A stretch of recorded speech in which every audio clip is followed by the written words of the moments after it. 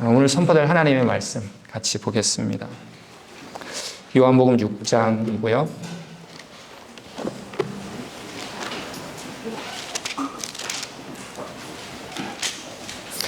41절부터 59절까지 말씀입니다.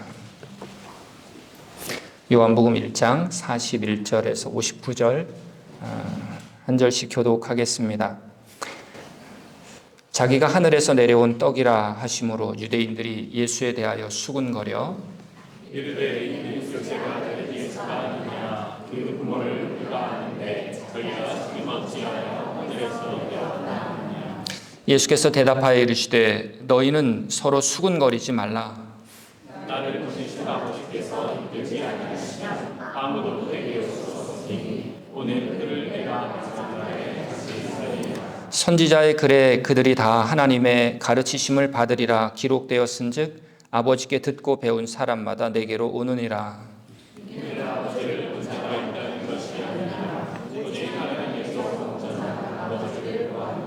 진실로 진실로 너희에게 이르노니 믿는 자는 영생을 가졌나니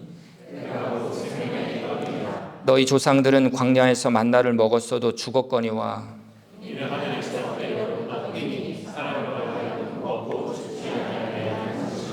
나는 하늘에서 내려온 살아있는 떡이니 사람이 떡을 먹으면 영생하리라. 내가 줄 떡은 곧 세상의 생명을 위한 내 살이니라 하시니라.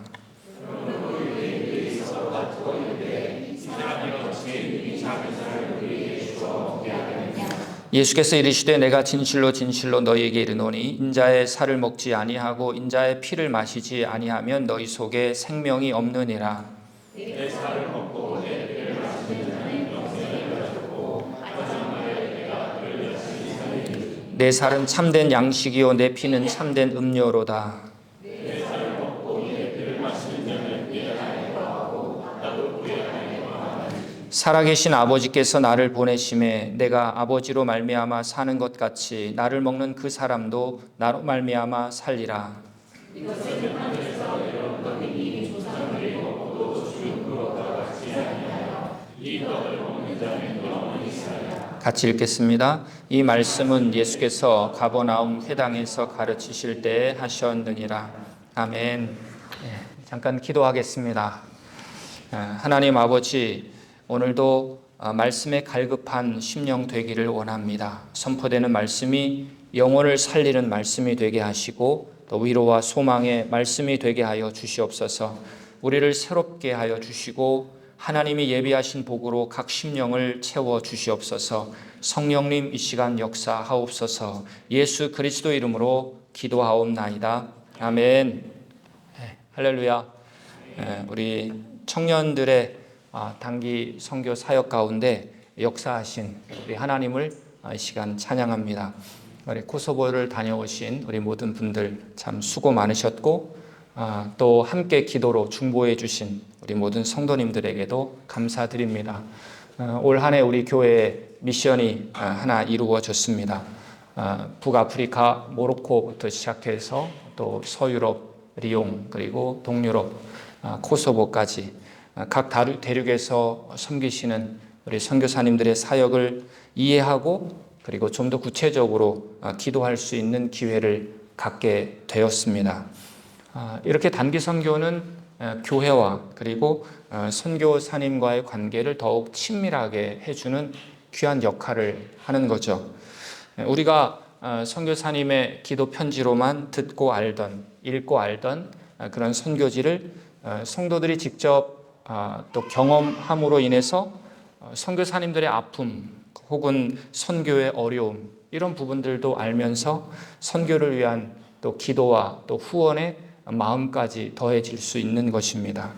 자, 이렇게 단기 선교는 교회와 그리고 선교에 대한 비전을 품도록 하는 계기가 되는 것이죠. 물론 당장 눈에 보이는 결과는 없을 수 있어요.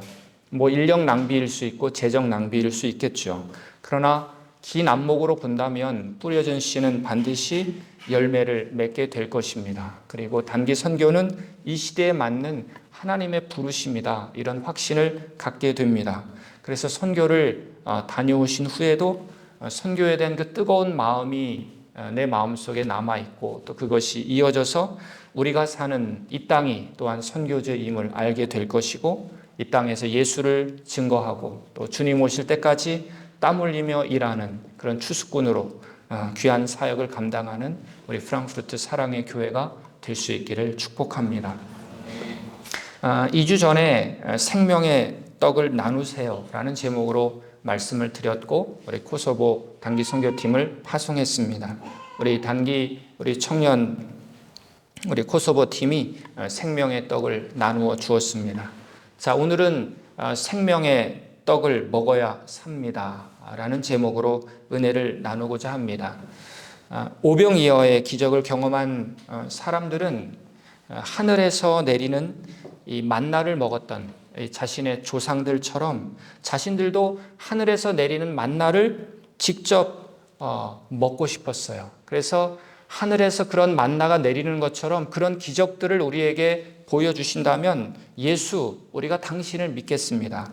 그런 태도를 예수님 앞에 보이는 것이죠.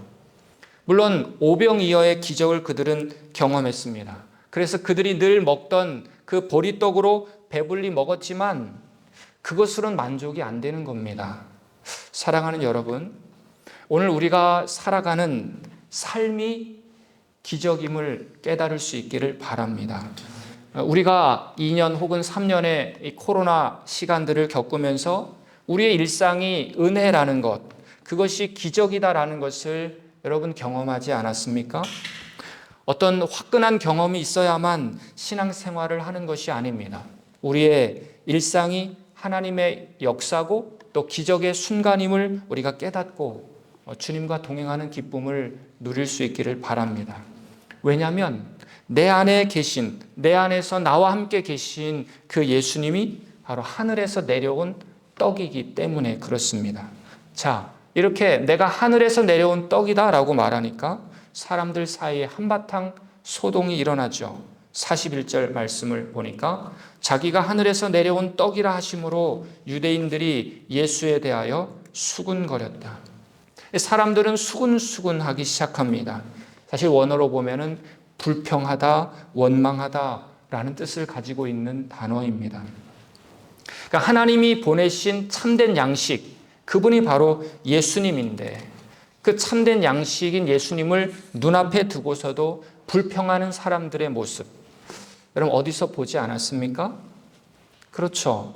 매일 만나를 먹었던 이스라엘 사람들이 이젠 더 이상 만나를 먹기 싫다고 실증내고 또 불평하는 광야의 이스라엘 백성들을 생각나게 합니다. 여러분 만나가 무엇입니까? 광야에서 굶주려 죽게 된 그들을 살려준 하늘에서 내린 아주 신비한 빵이요 떡입니다. 그것이 없으면 그들은 죽는 것입니다. 하지만 이 만나를 먹는 일이 일상이 되는 거죠. 40년간 지속이 됩니다. 그러니까 흥분도 사라질 수밖에 없는 것 아니겠습니까? 왜냐하면 기도하지 않아도 매일매일 떨어지는 그 떡, 그 만나가 결코 신비해 보일 리가 없을 것입니다. 여러분 건강을 잃어본 사람들은 건강하게 지내는 그 하루하루가 당연한 하루가 아니라는 것을 알지 않습니까? 그런데 얼마의 시간이 또 지나고 나면 또 다시 밋밋한 일상이 되는 것과 같은 거죠. 마치 갈릴리 사람들이 이 오병이어의 기적에 대한 그 충만한 그 기쁨이 어느 순간인가 사라져버리고 또 다른 기적이 없으면 아예 저는 믿지 않습니다 라고 나서는 것과 같은 것이죠. 오늘 이들을 통해서 오늘 저와 여러분들의 모습이 투영되는 것은 아닌가 한번 생각해 보았습니다. 42절 말씀을 보십시오. 이르되 이는 요셉의 아들 예수가 아니냐. 그 부모를 우리가 아는데 자기가 지금 어찌하여 하늘에서 내려왔다 하느냐. 우리가 안다 이렇게 말하고 있어요. 우리가 안다. 그 부모를 우리가 안다. 여러분 마가복음 6장 23절에 보면 병행본문인데 이렇게 말하고 있어요. 이 사람이 마리아의 아들 목수가 아니냐. 야고보와 요셉과 유다와 시몬의 형제가 아니냐.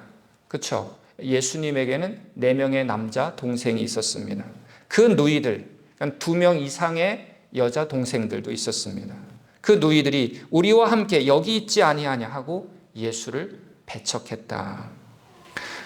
우리가 아는데, 이 말은 사실이죠. 틀린 말이 아닙니다. 그러나 그들이 가지고 있는 지식은 부분적인 지식일 뿐입니다. 깊은 지식이 아니라 아주 얕은 지식이죠. 그래서 문제가 되는 겁니다. 지금 유대인들은 예수님이 마리아에게 난 아들임을 알았지만 성령으로 잉태된 것을 그들은 몰랐던 거죠. 예수님이 목수였다라는 것을 그들은 알지만 하나님의 아들이라는 사실을 그들은 알지 못했다는 것이죠. 오늘 우리는 나는 신학을 했습니다. 나는 박사입니다. 나는 성경을 50독 했습니다. 주일학교 때부터 교회를 다녔습니다. 매일 성경 읽고 나는 큐티합니다. 그렇기 때문에 우린 예수님을 많이 안다고 착각할 때가 많이 있습니다. 그렇지만 내가 안다고 생각하는 것이 그냥 피상적인, 어쩌면 오버플래시한 그런 알미고 부분적이고 혹은 단편적인 지식일 수 있다는 그런 경각심을 가질 수 있기를 바랍니다. 그럴 때에만 오늘 우리가 말씀 앞에서 겸손할 수 있고 또 하나님의 말씀 앞에 두려움에 전율할 수 있다고 하는 것이죠. 나는 주님을 잘 모릅니다 라고 할 때 간절하게 주님을 더 알고자 하는 열망이 우리 가운데 생기는 거죠. 혹시 나에게 지적인 그러한 교만함 혹은 영적인 교만함이 나에게 있다면 성령의 불로 주여 태워 주시옵소서 기도할 수 있기를 바랍니다. 보이는 것이 전부가 아니기 때문이죠. 여러분, 사람과의 관계에서도 마찬가지입니다. 우리가 몇 번 사람을 만나고 대하다 보면 그 사람을 그냥 다 아는 것처럼 그렇게 평가할 때가 얼마나 많은지 몰라요. 내가 그 사람에 대해서 알지 못하는 많은 이야기와 역사가 그 사람 안에 있다고 우리가 생각해야 우리는 외모로 사람을 판단하지 않게 된다고 하는 것입니다. 우리가 그런 시각으로 세상과 사람과 그리고 말씀을 대할 때 겸손한 사람이 될 수 있는 것이죠. 그래야 작은 아이를 통해서도 우리는 배울 수 있고 또 존재하는 모든 것이 신비임을 알기 때문에 그렇습니다. 자, 예수님에 대해서 불평하는 이 갈릴리 사람들을 향해서 예수님은 뭐라고 말합니까? 43절 말씀을 보니까 예수께서 대답하여 이르시되 너희는 서로 수근수근하지 말라. 너희는 불평하지 말라. 그리고 다시 말씀을 되풀이하십니다. 44절 나를 보내신 아버지께서 이끌지 아니하시면 아무도 내게 올 수 없다. 아버지께서 이끌지 아니하시면 아무도 내게 올 수 없다. 물론 구원에 관한 것이죠. 구원에 관한 것이지만 우리의 삶의 모든 부분들에 있어서 이 말씀은 해당되는 것입니다. 아버지께서 이끌지 아니하시면, 아버지께서 함께하지 아니하시면, 아버지께서 이 사업과 아버지께서 이 일들에 함께하지 않으면 아무것도 아닙니다. 우린 그런 고백을 하지 않습니까? 자, 그런데 유대인들은 그렇게 생각하지 않았다는 거죠. 모세의 율법을 지키고 조상들이 지켜왔던 전수해왔던 그런 전통을 지킴으로 인해서 하나님께 가까이 갈 수 있다고 그들은 생각한 것입니다. 세상의 종교들, 카톨릭도 그렇죠. 열심히 착한 일을 하면 구원에 이른다고 그들은 생각하는 것입니다. 그래서 조금만 더 해라, 그러면 된다. 조금만 더 선행을 쌓아라. 어떤 종교든 상관없다. 이것이 지금 현재 종교다원주의라는 것입니다. 이 종교다원주의 이 사상을 가진 사제들과 종교다원주의 그런 사상을 가진 목사들 아래에서 말씀을 듣고 있는 사람들이, 그런 성도들이 과연 바른 믿음을 가질 수 있을까요? 성경은 인간 스스로는 결코 하나님께로 갈 수 없다고 말하고 있습니다. 하나님이 이끄실 때만 하나님께 나아갈 수 있는 것입니다. 그래서 우리가 오직 예수, 오직 하나님, 오직 은혜 말하고 있는 거죠. 그런데 세상은 오직 하나님, 오직 예수를 통해서만 구원 얻는 그러한 진리, 은혜의 구원을 이 세상의 사람들은 싫어합니다. 왜 너희들만 오직 예수, 오직 은혜라고 하느냐라는 거죠. 근데 문제는 무엇인가? 기독교 안에서도 오직 은혜, 오직 은혜를 싫어하는 사람들이 많다고 하는 거예요. 여러분, 이 세상에서 하나님의 은혜를 입지 않은 사람들은 아무도 없습니다. 그가 하나님을 알든지 그가 하나님을 모르든지 이미 모두 하나님의 은혜를 입은 사람들입니다. 태양 아래서 우리가 살아가고 있지 않습니까? 그래서 사실 오늘 우리는 따지고 보면 은혜 속에서 태어나서 은혜 속에서 살아가고 있는 것이죠. 하지만 은혜에 감사하고 은혜를 사모하는 그런 사람들이 있는 반면에 은혜라는 말을 듣기 싫어하는 사람들도 있다고 하는 거예요. 왜 그렇습니까? 자신의 노력으로 나는 성공한 거야. 내가 가지고 있는 것, 내가 잘해서 이렇게 된 거야. 이렇게 나의 재능과 또 나의 달란트를 믿기 때문에 그런 거죠. 그러나 사도 바울의 결론이 무엇입니까? 나의 나된 것은 하나님의 은혜로 된 것이다. 이렇게 고백하고 있지 않습니까? 여러분, 아버지께서 이끌지 아니하시면 아무도 내게 올 수 없고, 아버지께서 나와 함께 하시면, 함께 하시지 않으면 나는 아무것도 할 수 없습니다. 여러분, 이런 하나님의 은혜를 깊이 체험할 수 있기를 축복합니다. 오늘 예수님은 계속해서 자신이 살아있는 떡일 뿐만 아니라 세상을 살리는 떡이라고까지 말씀을 하시죠. 51절 말씀을 보니까 한번 같이 읽겠습니다. 나는 하늘에서 내려온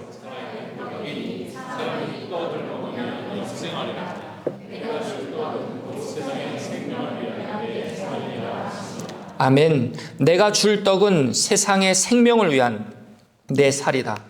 예수님은 그 자신을 믿는 사람들과 타락한 온 세상에 바로 생명을 주시는 생명의 주관자다라고 말씀하고 계신 것이죠. 자, 이쯤 되니까 유대인들은 더욱더 생각이 복잡해집니다. 52절 말씀을 보십시오. 그러므로 유대인들이 서로 다투어 이르되 이 사람이 어찌 능히 자기 살을 우리에게 주어 먹게 하겠느냐. 예수님의 말씀을 계속 들으면서 그들은 말씀을 자꾸 오해하게 되는 거죠. 그렇습니다. 진리가 밝혀지면 밝혀질수록 깨닫는 사람이 있는 반면에 어떤 일은 영적 소경이 더 심화되는 그런 사람들이 있는 것입니다. 하나님의 진리의 말씀이 선포되면 선포될수록 예수님께 나오는 사람들이 있는 반면에 더 격렬하게 예수님에 대해서 반대하는 일들이 벌어지게 된다고 하는 것이죠. 자, 유대인의 말뜻은 뭡니까? 지금 뭐라고 말합니까? 이 사람이 어찌 능히 자기 살을 우리에게 주어 먹게 하겠느냐. 아니, 자기 살을 먹으라고? 그러면 우리더러 식인종이 되라는 말이야? 이런 뜻이죠. 문자 그대로 이 생명의 떡이라는 이 말을 문자 그대로 이해하고 있는 것이다. 자, 이에 대한 예수님의 대답이 이제 58절 말씀까지 이어지는 거죠.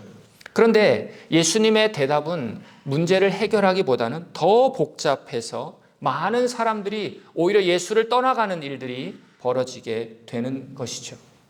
왜 예수님의 말씀을 그들은 이해하지 못했을까요? 왜 그들은 그 말씀이 어려웠을까요?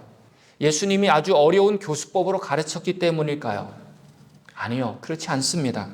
듣는 사람들의 관심과 예수님의 관심이 다르기 때문입니다. 그들은 철저하게 자신들이 이 세상에서 필요한 것들을 예수님으로부터 얻으려고 했지만 예수님은 그것보다 더 중요한 것은 하늘 양식이야. 하늘 양식을 그들에게 주려고 했기 때문이죠. 그들은 이 땅에서 더 잘 살아보려고 예수님 앞에 나왔지만 예수님은 그 더 잘 사는 것보다, 이 세상에서 사는 것보다 영원한 하나님 나라의 생명을 주려고 그들에게 말씀을 전하기 때문에, 관심의 방향이 다르기 때문에 그들은 하나님의 말씀을 결코 이해할 수 없었다고 하는 것이죠. 사랑하는 여러분, 정말 나의 관심과 주님의 관심 포인트가 맞춰지기를 축복합니다. 예수님의 대답은 우리에게 너무나 익숙하죠. 53절 말씀을 보시면 한번 같이 읽겠습니다. 예수께서 이르시되 내가 진실로 진실로 너희에게 이르노니 예수의 살을 먹지 아니하고 인자의 피를 마시지 아니하면 너희 속에 생명이 없느니라. 인자의 살을 먹지 않고 인자의 피를 마시지 않으면 너희 속에 생명이 없다. 도대체 무슨 말일까요? 요한복음 6장 4절 말씀에서 힌트를 우리에게 주고 있죠. 마침 유대인의 명절인 유월절이 가까웠다. 오늘 이 말씀은 유월절과 관련되어 있는 말씀이죠. 여러분, 유월절에 이스라엘 백성들은 양을 잡습니다. 첫 번째 유월절을 한번 생각해 보십시오. 이스라엘 백성들은 가족마다 그 양을 잡고 그 피를 좌우 문 설주와 그리고 임방에 그 양의 피를 바르는 거죠. 그리고 고기는 그 밤에 구워서 무교본과 함께 먹게 됩니다. 그렇게 한 이유는 무엇입니까? 살기 위함이었습니다. 왜요? 그래야 하나님이 보내신 이 죽음의 사자가 이 죽은 양의 피를 보고서 넘어갈 것이기 때문에 그들은 살기 위해서 그 일을 했다는 거죠. 그렇기 때문에 오늘 이스라엘 백성이라도 양을 잡아서 피를 그 좌우 설주와 문 임방에 바르지 않는 사람들에게는 화가 임할 수밖에 없었던 것입니다. 그러나 오늘 이제 이 성전에서 드려지는 양과 그런 소의 피가 아니라 이젠 예수님이 십자가 위에서 찢기신 그 살과 예수님이 십자가 위에서 흘리신 그 피로만 이제는 우리의 죄가 용서받고 우리가 하나님 앞에 나아갈 수 있다고 말씀하고 있는 것입니다. 예수님의 살을 먹고 예수님의 피를 마신다라는 것을 이 요한은 이렇게 표현하고 있죠. 40절 말씀을 보니까 내 아버지의 뜻은 아들을 보고 믿는 자마다 영생을 얻는 이것이니, 믿는 것. 예수님의 살을 먹고 예수님의 피를 마신다는 말은 곧 예수님을 믿는다는 말과 같은 뜻입니다. 자, 이 말을 이해시키기 위해서 56절에 또 이렇게 말씀하고 있죠. 내 살을 먹고 내 피를 마시는 자는 내 안에 거하고 나도 그의 안에 거한다. 주님과의 교제를 말하고 있는 것입니다. 주님과 매 순간 나누는 이 사랑의 교제가 우리를 생명으로 인도하는 영혼의 양식이다 라고 말씀하고 있는 것이죠. 너희들이 이 생명의 떡을 먹고 이 생명의 피를 마셔야 산다라는 말에서 우리는 무엇을 말씀하고 있는 것입니까? 무엇을 지금 성경은 말하고 있는 것입니까?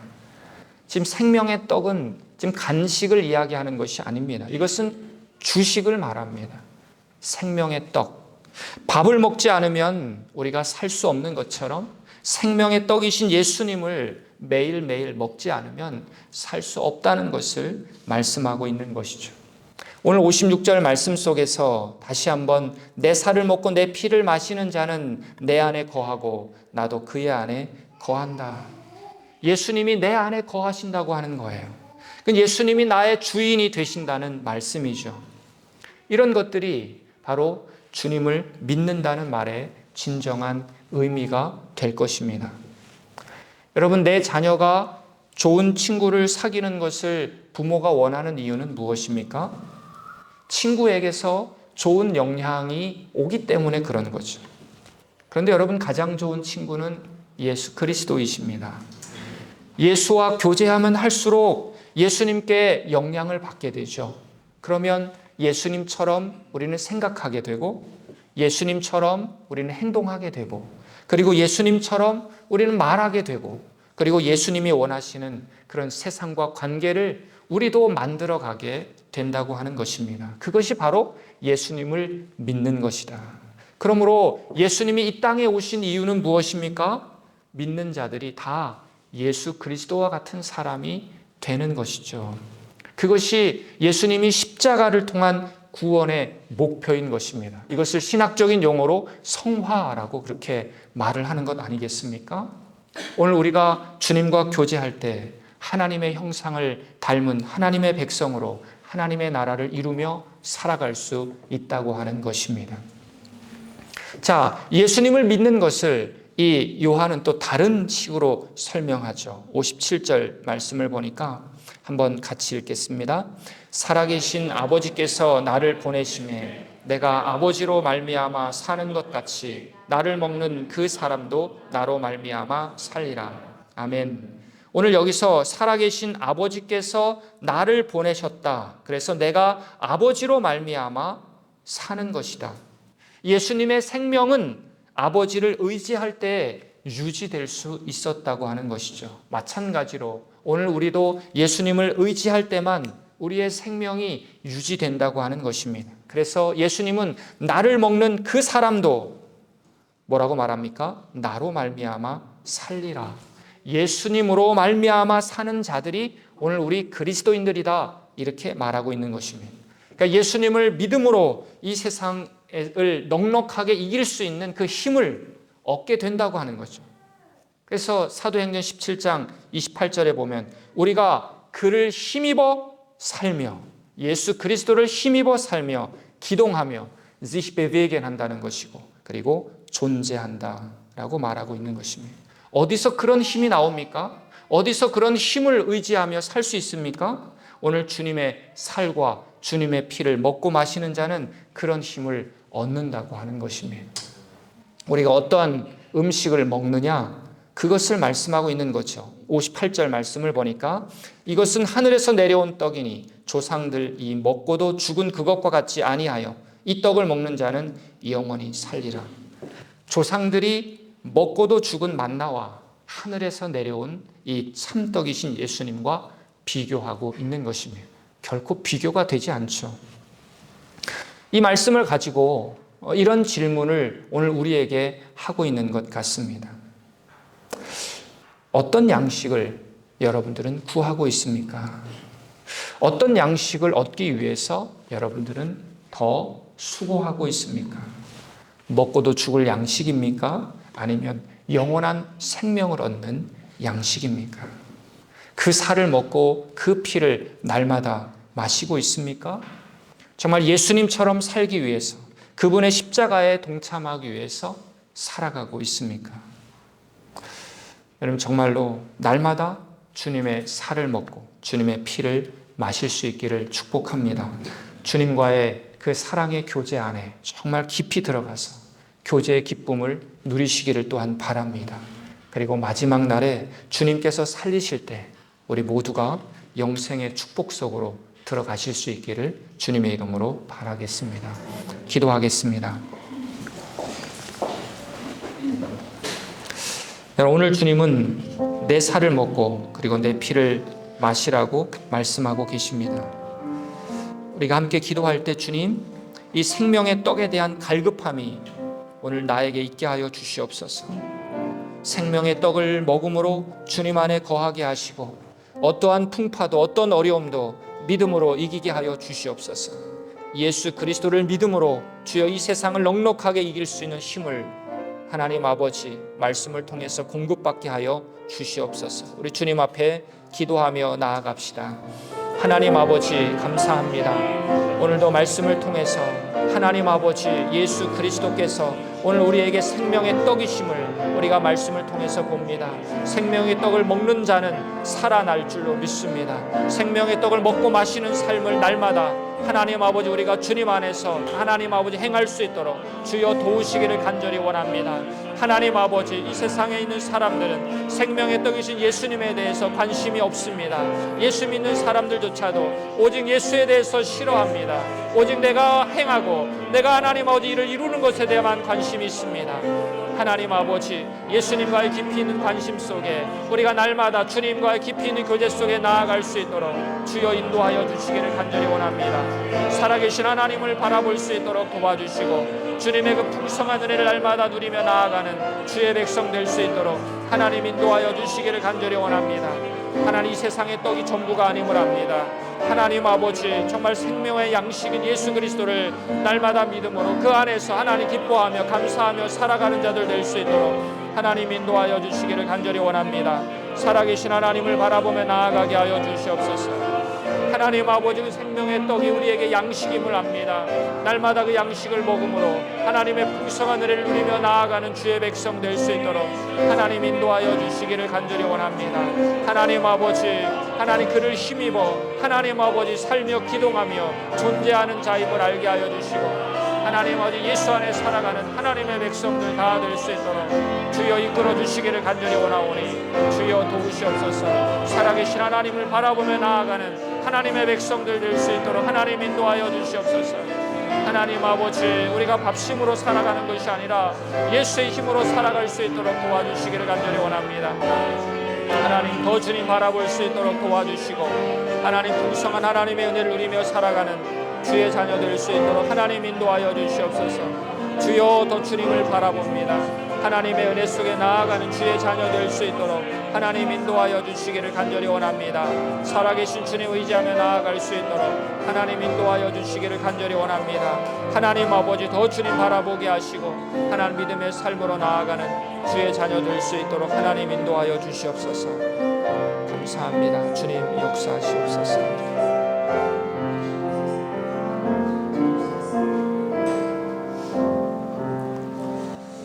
하나님 아버지, 이 세상의 떡이 전부인 줄만 알고 이 세상의 떡으로만 만족하며 살았던 우리에게 영원한 양식인 예수 그리스도를 먹음으로 이 세상 그 어떤 것보다 귀한 영생을 맛보게 하심을 감사드립니다. 이번 한 주도 생명의 떡을 먹음으로 그 힘으로 이 세상을 승리하며 살게 하옵소서. 예수 그리스도 이름으로 기도하옵나이다. 아멘. 우리 다 같이 일어나셔서 우리 원하고 바라고 기도합니다. 우리 함께 찬양하겠습니다.